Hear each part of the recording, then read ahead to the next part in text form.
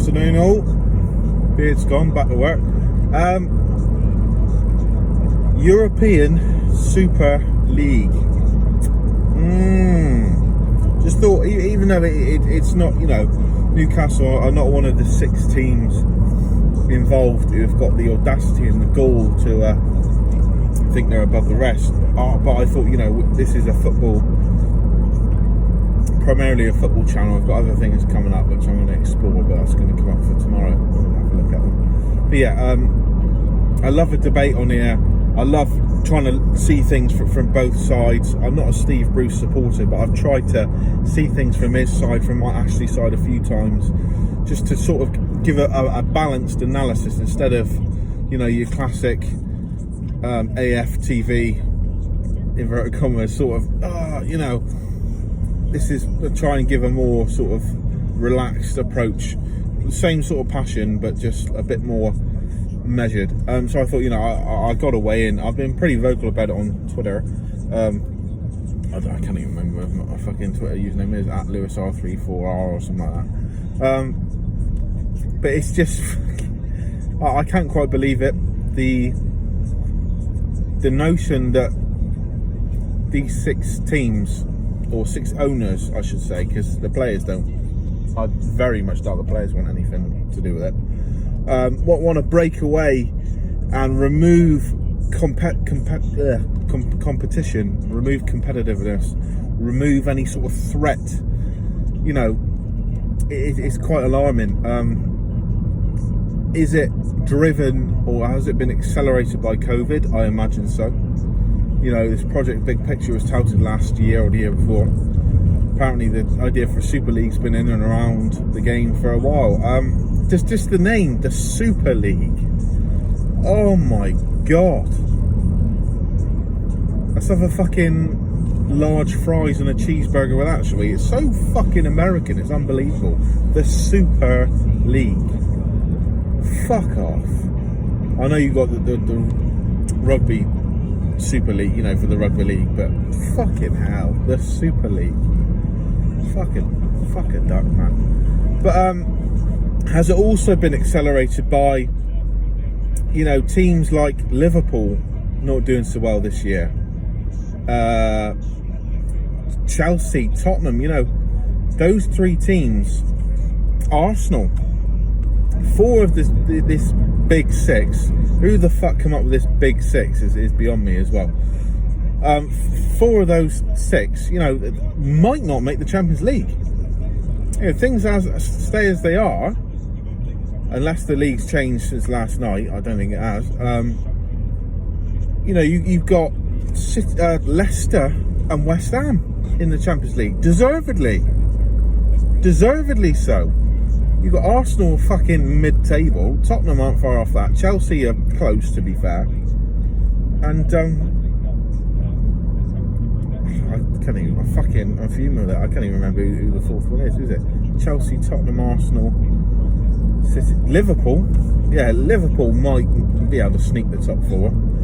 I think it's damaging last night against Leeds. But see, I watched it last night and I watched it again while I was doing some dishes early. The Monday Night Football.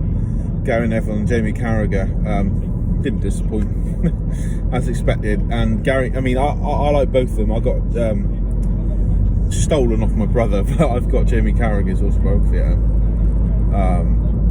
I listen to The Greatest Game podcast quite regularly. Favourite one being the one he did with Jonathan Woodgate. But Gary Neville, wow. You're talking about an independent, he keeps on going on about an independent regulator. Who better than him? Fuck me. I love the way he talks, how he's taking it seriously. Carragher's like, this one happened, I feel good about it, I feel positive. So do I, looking at it from what we were 24 hours ago. You look at the outcry, the outrage about it, but I love the fact that Neville's he's worried, he's taking it seriously, and the way he talks is fantastic. But right, let's address them. This Big 6. Now, when I was in secondary school, proper getting into football, when my uncle gave me a Newcastle shirt and said, "There you go." I'll cover that on another video. How I, this knobhead from Cornwall ended up supporting Newcastle, the furthest away fucking Premier League team. But when I was in secondary school, just getting into football properly, obviously being from Cornwall, rugby is the more prominent of the two sports. You had the top four, but obviously the top four was primarily because the top four got into the Champions League. That wasn't a status comment. That wasn't an assumption. It was because Liverpool, Arsenal, Chelsea and Manchester United had finished in the Champions League places for the last few years. Obviously Newcastle were in and around that for a couple of years. If they carried on finishing in the top four come round sort of 2006, 2007, they would be one of the top four clubs. But then we've got into this big six. Now it's not just because of the Europa League, because the UEFA Cup and whatever it was before that has been around for a long, long time. But it's all about money. Like that's what Brendan Rodgers said earlier. How do you determine a big six? It's all down to money. It's not merit. Like Neville and Carragher said, let's just look at it from the perspective of, now obviously founding members have put their own hat into the ring, but how is anyone taking Arsenal and Tottenham seriously at the moment? Don't get me wrong, they're higher than Newcastle in the table, they're better teams than Newcastle, I know that, you don't have to tell me that, but why is anyone taking those fuckers seriously? Arsenal are a club in rapid decline. Tottenham have just sacked their manager a week before a cup final, and whose biggest achievement recently is re-signing the Gareth Bale, who clearly doesn't seem to give a shit. That was all for marketing. The only thing they've got to their name is they got the best striker in arguably the world and one of the top stadiums. Harry Kane is going to leave, so you've got the top stadium. It just stinks of the arrogance of all 12 of these clubs. Or was it 15? I can't remember. All these founding members. The arrogance of it. But the arrogance of the English clubs, yet again, we have six. We have the most. We have 6 teams. I think it's 12 at the minute, yeah? Because you've got, obviously, Real Madrid, surprise, surprise, Barcelona, Atletico Madrid. There's the Spanish contingent. You've got Inter Milan, AC Milan and Juve. I'm surprised at AC Milan, to be honest. I thought they had a bit more about them than that. Obviously, those days are gone. Glad to see Roma aren't in it. A bit of integrity. And then you've got the fucking Liverpool, United, City, Chelsea, Tottenham and Arsenal. So half of those fuckwits are from England. So that says something about the superiority complex, not only of the Premier League, but of Premier League owners. So what has galvanised this treachery? What's the idea behind it? Now, I listened to Simon Jordan on TalkSport yesterday. I do quite a lot, the Jordan and White show, and although Simon Jordan frustrates the hell out of me when he's talking about Newcastle, you have to listen to him in terms of the finances of the game. He's an ex-Premier League owner. He knows what he's talking about.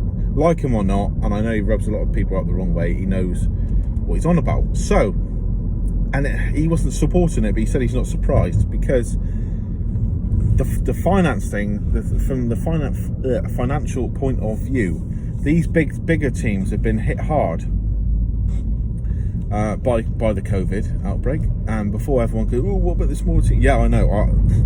You don't have to tell me that. Get your fucking violins out for Real Madrid, who made 100 million less than they did the year before. What do you fucking do? Meanwhile, you got teams like Bury and fucking teams in the lower leagues who are going to fold. Plymouth Argyle, who was the team I first went to watch. On the train an hour and a half up from where I used to live. They had to do like a sort of GoFundMe sort of campaign, something like that. I don't quote me on that, but they were struggling.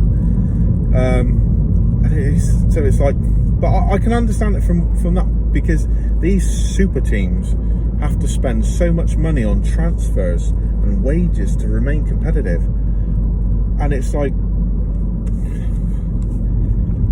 So money is the issue. However, it's greed. It's greed, elitism, protectionist. You know, they want to protect themselves.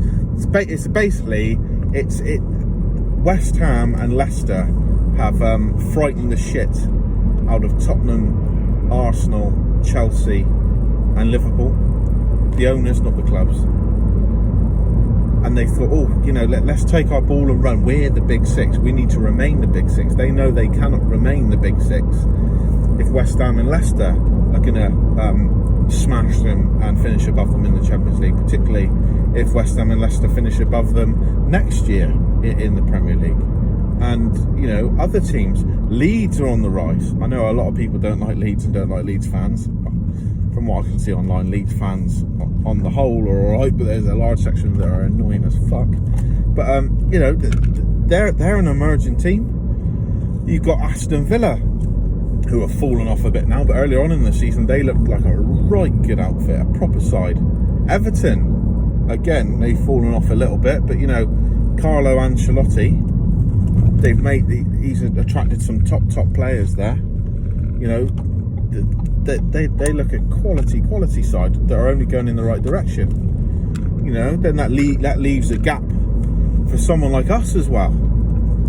If we can finally get our shit together and get an owner who gives a shit and who maximises the potential of the club, the fans, the stadium, the city, the following, you know, the history of the club, the magic around St James's Park. If someone gets that right, we'll be up there as well, challenging.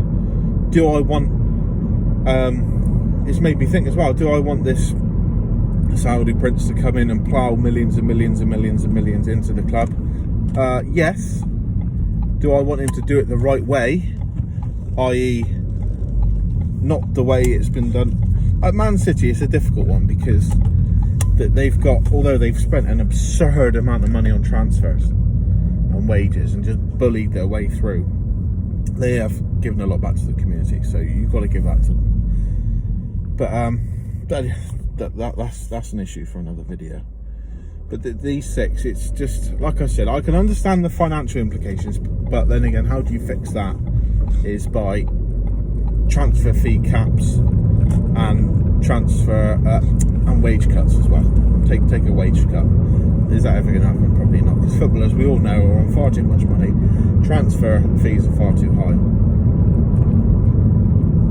Florentino Perez, the parasite, is heading up this endeavour, basically saying young people aren't interested in football anymore. They're not interested in the Champions League. They want these super games all the time, failing to think that these super games all the time will run very, very quickly. It will run out, it will run dry, it will become boring. But you know, he knows what he's on about, apparently. Something to do with that might be the fact that people can't afford to watch football all the time. Like I used to, when I lived with my parents when I was a kid, we used to have Sky Sports, probably from when I was like 12 onwards. Sky Sports would get you everything, because the Champions League, all the English team games were on BBC, all the foreign games were on Sky Sports, the Premier League games were on Sky Sports, FA Cup was on, obviously, BBC ITV, Carabao Cup was, I think, on BBC ITV, might have been Sky Sports, so that was fine.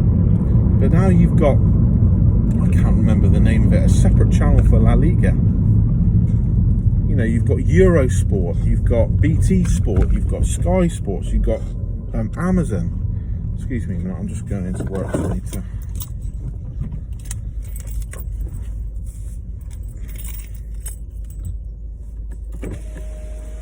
Alright.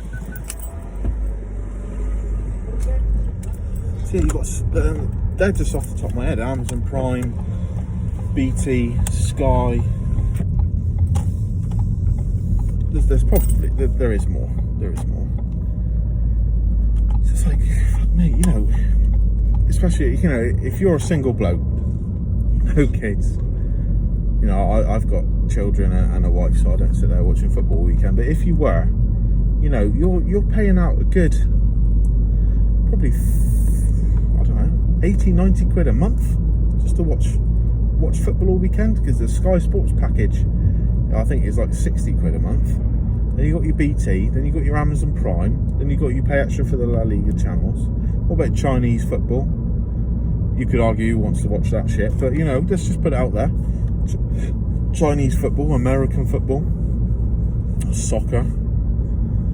So I can almost understand the financial reasons for doing it, but the audacity and the fact they're doing it, and it's not just, you know, it helps them ginormously, but it cripples everyone else. That is the problem. That is why it's abhorrent, it's disgusting, it's inexcusable. Fuck me, it's just it's amazing, incredible. And what will I do? I mean, I've heard people talk about, you know, let's relegate these teams now, take points off them, whatever. Something needs to be done. This could, like the owner of Crystal Palace, I can't remember his name, said on Monday Night Football, this could, you might look back on this day as a good day, because this is what forces change. And I hopefully it does. Hopefully this Super League bullshit gets scrapped. But it's not just a case of, oh, dodge the bullet there. You know, we need major reform, major change. Something's got to be done to regulate these people. We need to take some of the money out of the game. Like I said, transfer fees and wages are so high. Then you've got the issue of agents, you know, agents' fees. There's too much money around that, you know, the teams who aren't in the big six, you know, can't compete, you know. It's just sad few days, harrowing few days, but hopefully it'll be resolved quickly. We need to take a united stand. If this does go through, I will not be watching any of the games. I will not be paying. It'll be a subscription service. I will not be paying. It'll be like a Netflix of football, but it'll just be the Super League. Fucking bullshit. But anyway, hopefully it doesn't go through. So yeah, just a little my quick thoughts. I've ranted more there about the audacity of the big six, as opposed to the actual ramifications and the facts. My brother is quite clued up on Facebook, Liam Roberts. He put up a few statuses. He knows what he's on about. He's looked at the facts and the politics of it. I'm going to look into it just to understand, but I didn't bring you all facts there because I'm not as clued up as perhaps I should be, but I know enough to be outraged by it. I know enough to know that it's a bad thing. Anyway, got to go to work. Cheerio.